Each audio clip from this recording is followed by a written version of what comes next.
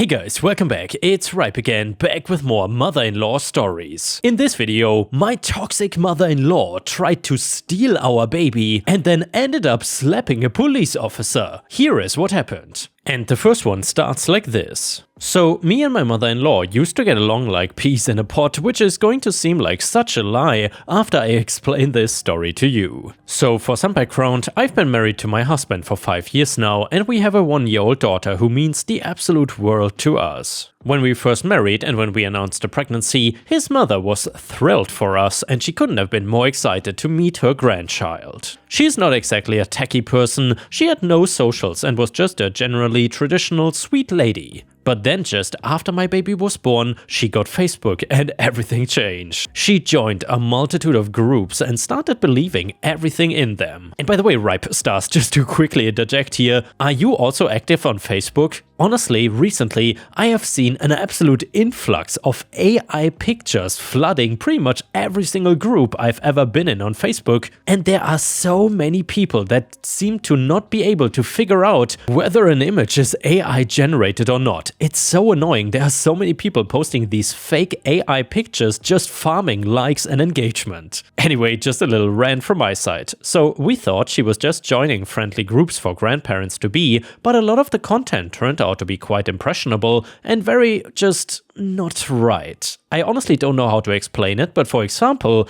there would be grandparents listing tips like, if your grandchild is breastfed, feed them formula when you babysit. Or teach them to call you their mom/dad instead, as they will bond with you better. And those are some of the lighter ones. Some were just about straight up neglecting a child when they misbehave. Oh, I think I should mention, by the way, all these groups have been taken down now. I spread them around other mothers and we all reported them until Facebook took action. You know, I think you should really stop burping the baby, was one of the first little tips my mother-in-law shared with us. I saw on one of my Facebook groups that it's best that they clear their airways themselves. You know, I really don't think that's good for them. The doctor told us to do this and it's working so far, I replied with a soft smile. She agreed with us on that one, and a few after that, both me and my husband just assumed she was getting these dodgy tips and would not really do any harm by reading them out to us. But after a couple of months, she started to get much more righteous and snarky about her new finds. She's getting way too fat. Try only feeding her for 6 days of the week. Mom, we are not gonna starve her for a day. That's pure abuse, my husband replied with a laugh. She didn't laugh back. Listen, I'm concerned. I think it would be good to do this. No, we are not gonna do that. Besides, she is 3 months old and is a perfectly healthy weight. Oh, and you know this because the doctors told you, right? My Facebook group strongly advise against the advice of doctors. I'm sure they do, my husband sighed. One day we came home after a nice evening out where my mother-in-law had been babysitting our daughter and found her, our baby, sat outside the house on the grass. Of course, we were alarmed immediately and ran into the house. And by the way, Ripe Stars, at this point I already would have refused to let this woman ever babysit my child. Anyone who believes these damn Facebook groups is definitely not fit to care for my baby, that's for sure. Anyway, running into the living room to find my mother-in-law on the couch, fast asleep. We woke her up immediately, and granted she was alarmed that she had managed to fall asleep while the baby was outside, but why was she outside on her own in the first place? Listen, it's good for babies to keep some of their instincts, and the only way that can happen is by giving them more independence, she rationalized. What? Mom, she's a few months old. What good will her instincts do her if she's kidnapped by some dodgy man driving past? My husband was even more angry, more so out of fear. Wow, calm down, son. That would never happen. How do you know that? Do you have any idea the kind of world we live in? You should. Your Facebook friends clearly love to tell you about the dangers of doctors and baby powder, but not criminals? They went back and forth for a little bit and it turned into quite a heated argument. I was busy checking over my daughter for any bites she might have gotten. She was completely fine, thankfully. We think she had only been out there for around 10 minutes or so, and to be fair, she was giggling already, so no harm done, but there could have been. Then it got worse, much worse though. Just shake her to stop crying, she said one day. What? Me and my husband both yelled. We had been getting pretty sick of her comments by this point. A post on Facebook? Enough with the Facebook crap. We don't want our child having shaken baby syndrome, thank you very much. I snapped. I was very tired from weeks of no sleep. She left it there, but we saw her as she carried on scrolling and commenting on those damn Facebook groups. To sum up some of her other moments, she babysat again after the garden incident, this time leaving our child alone in the bath with the same rationale as before. And yeah, that was the last time she ever babysat, as we realized she was actually a danger to our daughter now, and it was just getting too far. That caused a massive argument that then caused a big rift in our relationship. She would ring both me and my husband at all hours of the day, demanding that we let her babysit and telling us that we were awful parents and that hundreds of people on her Facebook agree. It was so strange, it felt like a completely different woman the way she was screaming and swearing at us. These groups had genuinely indoctrinated her into their ideology, and it was scary to watch. The calls didn't stop, she was calling around to the house also, but we had to stop letting her in. Her yelling was upsetting our daughter, things were getting out of hand fast. And of course, as any parents reading this will know, raising a baby is already mentally and physically draining, so the situation with my mother-in-law on top was really starting to take its toll. Now for the part you've all been waiting for, and yes, it is as bad as it sounds, our daughter is now 7 months old and there have been issues with my mother-in-law for months. Mine and my husband's room is on the ground floor of our house and we often sleep with the window open. We never will again. So our daughter also sleeps in there on the other side of the room in her bassinet. Around 2 AM, I was just about falling asleep after getting up to feed our baby when I heard something at the window. Looking over, I nearly passed out when I saw a hand coming through the window to find the latch to open it wider. I woke up my husband immediately and he ran over to the window in alarm, suddenly stopping short and saying, "Mom?" I walked over just as she went wide-eyed. She sighed and walked over to the front door. Me and my husband had a brief discussion and then decided that we needed to have a talk with her right now. This had gone too far and I didn't want to wait until the morning. She was crying and apologizing and saying she knew she was going too far. She agreed that the Facebook group seemed a little too far with some of their advice and opened her phone and deleted the app. We believed her and she looked so distraught, I have no idea how she faked it. So anyway, she got up to go for the bathroom and a couple minutes later, we heard the front door slam. We knew immediately, checking out the room, our daughter was gone. We called the police, we did try to catch her, but that psycho had left her car running. We directed the police to her house over the phone and by the time we got there ourselves, they were already there and had busted down her door. We found my mother-in-law and the baby in the living room. My mother-in-law was crying, saying incoherent things. An officer took the baby from her and she suddenly stopped crying, stared him straight in the eyes and slapped him hard across the face. Even the baby went quiet. We couldn't believe that she had just done that. As you can imagine, she was hauled away immediately. "You cannot do this! They are horrible parents! They abuse their baby!" she screamed as she left. I broke down in tears, I couldn't handle it. Naturally, she was arrested both for the assault of the officer and for kidnapping my baby, and she got a hefty sentence in prison. If it wasn't for how she would have endangered our baby, I would feel sorry for her. Because of her outlandish comments as she left, we did have a few visits from Child Protective Services, but to be honest, we were grateful to know that someone was looking out for our baby, and also of course they confirmed that we were doing all of the right things. Our only hope is that my mother-in-law realizes how awful she has been, and we also hope she gets the help she needs, as we do wonder whether part of the issue was some underlying mental issues, but that's only speculation. And the next one is another absolutely insane mother-in-law from hell story. And by the way, if you have watched until here, please don't forget to like the video and maybe even post some star emojis in the comments if you want to support me. Thank you so much. My ex and I were married for well over 5 years and together for 10. His mother was a nightmare. She would spend her time belittling me and tried humiliating me. I could take it as I loved my husband and I didn't want to make him choose between her or me. And of course I would always tell him what she would be doing and he would always brush it off as her being a loving and overprotective mom. When she would say something racist, "I'm Hispanic and they are white," he would laugh it off, and when she would make a comment about me being a gold digger, even though I earned more than my ex, he would just say, "Oh mom." And he would also get mad at me if I ever stood up for myself. The straw that broke the camel's back, though, is when we had our daughter. My mother-in-law would always try to parent her and say that I would do something wrong. My daughter has an irritable colon and she cannot ingest any kind of oils or artificial things. And guess what that loony of a woman did? She fed my 3-year-old daughter essential oils. She's not anti-vax, just very stupid, to make her go to sleep.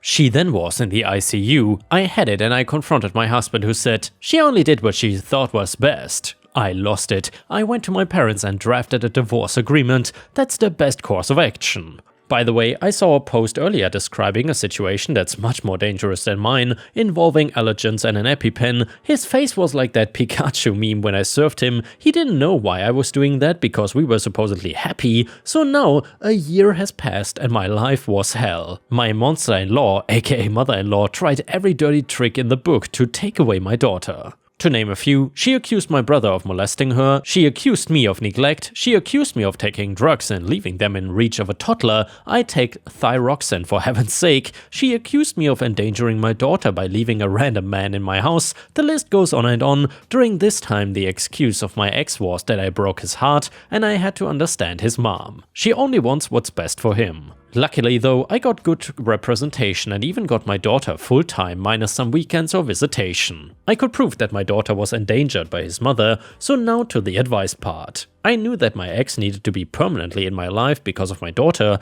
and I was learning to live with that. He was very cold with me again because again, I broke his heart. Now 2 things have come together. My ex-brother-in-law got married to an African-American woman, so of course my ex-mother-in-law flipped out. I started dating again. My ex-brother-in-law is a great guy and he actually stood up for his wife. Go figure, it's possible. I stay in contact with him because we are friends and he was a mediator and fought with his brother quite often. So my brother-in-law actually stood up for his wife and my ex-husband got his panties in a twist. My brother-in-law basically opened his eyes to show how crappy he was being, and that actually their mom treated me the same way she treated his wife, and finally my dense ex started understanding what's going on. The guy I'm now seeing is great. I have even met his parents and his mother is normal. She treats me like a human being and has invited me already to many family functions and tries to make me and my daughter feel welcome. My ex got wind from the situation through a mutual friend and guess who is now flipping his crap? He started bringing flowers and chocolate,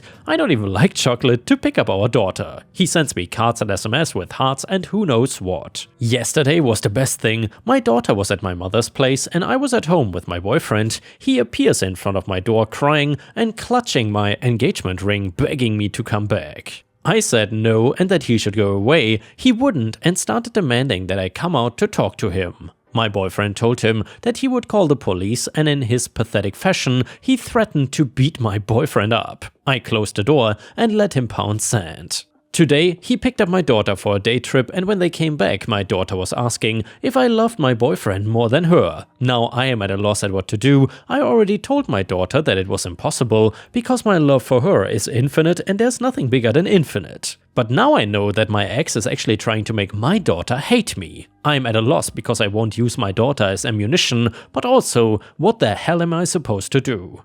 I will never return to that man, but I cannot take away the father of my daughter. Do you guys have any advice for me? Mini update to the story. So I talked to my lawyer who confirmed that we could have a case for domestic violence by proxy. A social worker will be visiting us in the next few days to talk to my daughter about this. Added to the story, because apparently people wanna spin the narrative on me.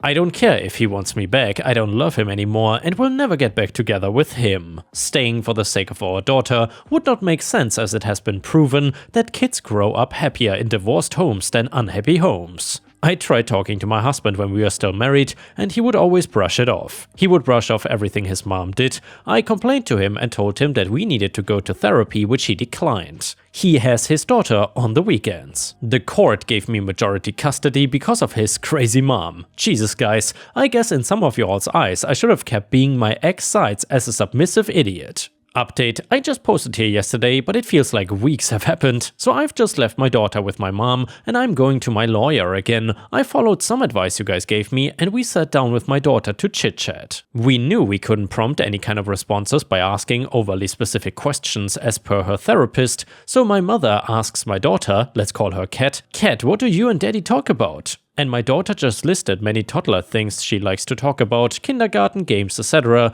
When I was kind of relieved that comment my ex made yesterday may just be a one-off, came the big bomb. He also shows me pictures of houses and tells me I can now have 2 rooms with loads of stuff. I ask if her dad is buying a new house, but nope, it turns out that the crazy nut wants to take my daughter out of the country. He actually shows her pictures of beach houses and even bought her a bag so she can put her stuff inside it, which explains why so many of her clothes have gone missing. At first I thought that maybe my ex had not told me yet because it hadn't come through or something. But no, he told my daughter to keep this a secret because mommy would get sad if she knew that daddy was going away. So I am livid and also sad because I'll have to tell my daughter no. Once again, I feel lost. Update, I talked to my lawyer and we have taken measures that I cannot discuss here, but we are on it. I have my daughter's passport as we flew last month to visit extended family. Also, I'm a US citizen, so even if my ex-mother-in-law tried to have me deported, that would not be possible. Update number 3, so I thought of giving you the last update as you helped me through this. I didn't have enough evidence to request an ex parte, aka emergency child custody, so my lawyer and I had to work on steps to prevent child abduction. We got a custody decree that included provisions including passports, travel restrictions, etc. We also had to be very wary of the signs. He in fact quit his job, and on a realtor's page I saw that he was putting his mom's house on sale. That and my daughter's words was all we needed to notify law enforcement for them to keep an eye out on the situation. I could not prevent my daughter from seeing her father. We tried to continue business as usual without my daughter feeling something was up. Then I got a call from the police department regarding the passport situation. My daughter's passport had expired very recently, 5 years validity, and my ex-husband had tried to request a passport for my daughter without my knowledge, which was stupid because even without the decree, I had to be present or submit a notarized document of me stating that he could request the passport. After that, things actually went very fast. He was investigated because he violated the decree, and it was found out that mother-in-law had bought 3 tickets with no return date to Mexico. Then finally, I could request an ex parte after a crap ton of documents I submitted.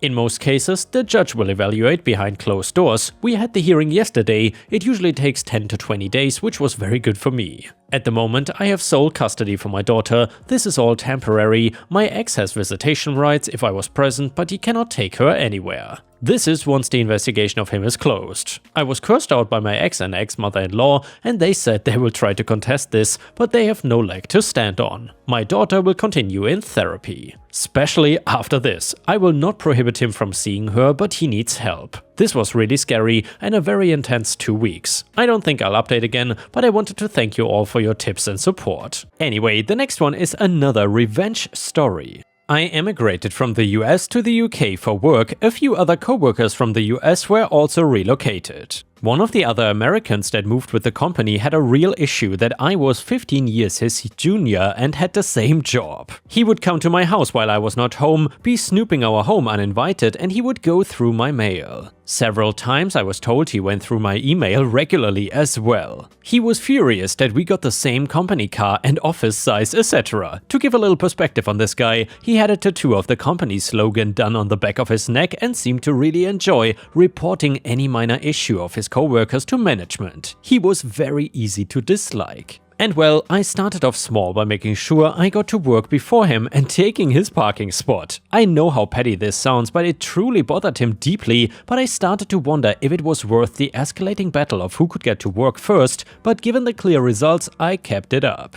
I would also send fake emails from my account to bait him, like once I emailed my wife that we were getting a dog. It took him 2.2 seconds to run to our management and advise that we had gotten a dog in a company-leased house, which was a violation of policy. That was the fun stuff. Once we had a party for the American families for Thanksgiving at his house. Before the party, my wife told me he regularly gets drunk and beats his wife. I did not like the guy, but I had no reason to believe this about him until that night. She had clearly been roughed up and there were empty bottles everywhere. Apparently he had a real anger issue and it manifested itself at work with a local UK employee, and then security was called. I thought that was the end for him, but he scraped by. About a month later, a company security guard left a violation notice pad in the lunchroom, and I got an idea that worked far beyond my wildest dreams. The next day, I got a few friends to come in very early, so we could take the whole front row of parking spots. The other spots were much further away. Needless to say, he was beside himself with anger. After about an hour, I went out and put a violation notice on his car for improper parking. When he left for the day and went to his car, I was watching from 5 floors up. I could see him turn red and explode in anger. He nearly sprinted to the guard shack and proceeded to physically assault the guard on duty. Police got involved and this guy now has a violent offense on record. It only took a few days for the company to see his true colors, fire him and send him home. I had heard a few months later that the wife, who was a lovely person, had moved on and was in a much happier relationship.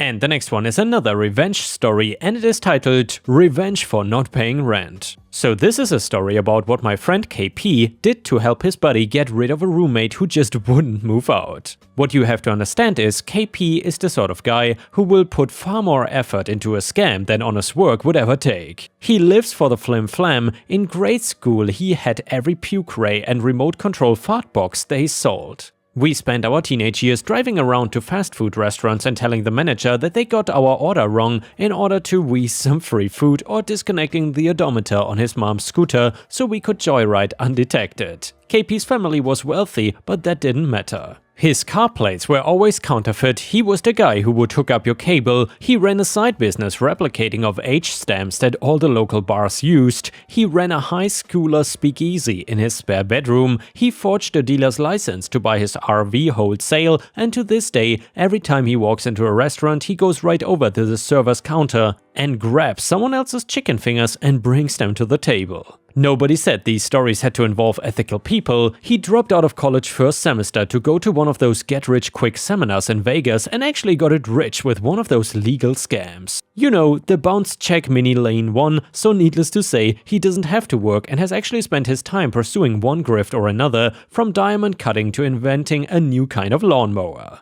They never go anywhere because his interest dries up quicker than the $1,000 worth of dead fish in his saltwater aquarium. I would not be surprised if right now he was soaking the labels off of some wine bottles or selling some counterfeit calamari. He lives for the flim-flam, but he is also a volunteer firefighter that plays a small role. His buddy, Schlamazel, got into a year-long lease for a one-bedroom apartment. Shortly after that, he and his girlfriend got pretty serious and they decided to buy a house. He subletted his apartment to a guy who I will call the guy on our couch, Gooch. And well, Gooch did not have a job and never paid rent ever. Schlamazel begged and pleaded and threatened, but nope, Gooch did not budge. He didn't have a job and rarely left the house, just smoked pot all day and played video games. Schlamazel was living with his girlfriend and trying to apply for loans. Unpaid rent would look bad on his credit. He appealed to the landlord to initiate an eviction, but the landlord said, "Your problem, F you, pay me." A few months went by and he is paying this guy's rent and getting a lot of empty promises and getting nowhere. So then he calls KP. This is the sort of phone call KP lives for. He springs into action. First thing he does is buy one of those pre-made websites that he sets up like a fake exterminator company. He gets them a 1-800 number and routes it to Schlamazel's phone. Then he goes to Home Depot and buys Tyvek suits, masks, roach traps and some of those little wand sprayers that exterminators use. He enlists the help of a friend, Mensch. Then he rents a U-Haul. He grabs a toy he has called a thermal imaging camera, or TIC, that firefighters use to find sources of heat in thick smoke. It looks like a very official piece of equipment. Then they suit up and knock on Gooch's door. "Annual bug bomb," they say. Gooch comes to the door in a thick haze of smoke, eyes squinty. "Huh? Annual bug bomb," they say. "Have you lived here a year?" They knew he hadn't. "Yep, every year we gotta bug bomb your place. Here's our card, you can call the office if you want." It helped a little that, being a filthy stoner, Gooch did have a roach problem. So he lets them in and they start spraying the corners and scanning the walls with the TIC. "Yep, you can see their tracks everywhere. You definitely got roaches in here." At this point, Mensch is taking long strips of roach traps and ripping them off the strip and frisbeeing them into the corners. But he's got gloves on and he's having trouble tearing them. Gooch is getting suspicious. These guys are exterminators and this guy cannot tear a roach trap off a strip? In a stroke of genius, Mensch exclaims, "I hate when they give me the blue ones," and throws the strip down. They convince Gooch that he must vacate the apartment for 24 hours. Go stay with a friend. Oh, you have a cat? Well, the cat cannot stay. You gotta take it. So, as soon as the coast is clear, the operation begins. They back the U-Haul up to the door and flag down a passing big guy. Hey, you wanna make 50 bucks helping us move? Then they proceed to move all of Gooch's stuff into the U-Haul. A guy like that, what does he have? Some dirty sheets on a futon mattress, a TV, a slab of canned beans and ramen packs. A litter box that hasn't been changed since the Nixon administration. When that's done, Schlemazel, who has been manning the phone, sweeps in with a digital camera and takes pictures of the empty apartment. He has scheduled an appointment with a locksmith who arrives and changes the locks. They all head to a storage facility with the U-Haul and unload Gooch's stuff into a locker. Schlemazel takes a picture of that too. Schlemazel goes to Kinko's and prints out the digital pictures of the empty apartment and the full storage unit along with a sign. Gooch returns to the apartment the next day to find a sign on the door that says, "Your stuff has all been moved into storage. Meet me at the storage unit at this place and time with your back rent to get your stuff back." On the door is a picture of the empty apartment and a full locker. His keys don't work. At the meeting time, Gooch shows up with the cops. He is called and told them that someone has stolen all of his stuff and is extorting him. KP explains the real situation to the police and says that they may be interested in certain items among Gooch's stuff that resembles heavily used tobacco pipes and hookahs. The cops, realizing exactly what has gone down, shake their heads. They know they cannot prove that the contraband is Gooch's. They say KP cannot extort the back rent this way. Then they issue Gooch a summons for filing a false police report. Schlemazel never got his back rent, but he did get his subletter out. And yeah guys, if you cannot get enough of my content, please don't forget to check out my podcast by searching for Ripe Stories on all major podcast platforms such as Spotify, Apple or Google Podcasts. Furthermore, you can find bonus content by going to patreon.com/ripeyoutube or by clicking the join button here on YouTube. For a small monthly fee, you will get access to dozens and dozens of exclusive videos you won't find anywhere else. Thank you so much for watching and I hope to see you again tomorrow.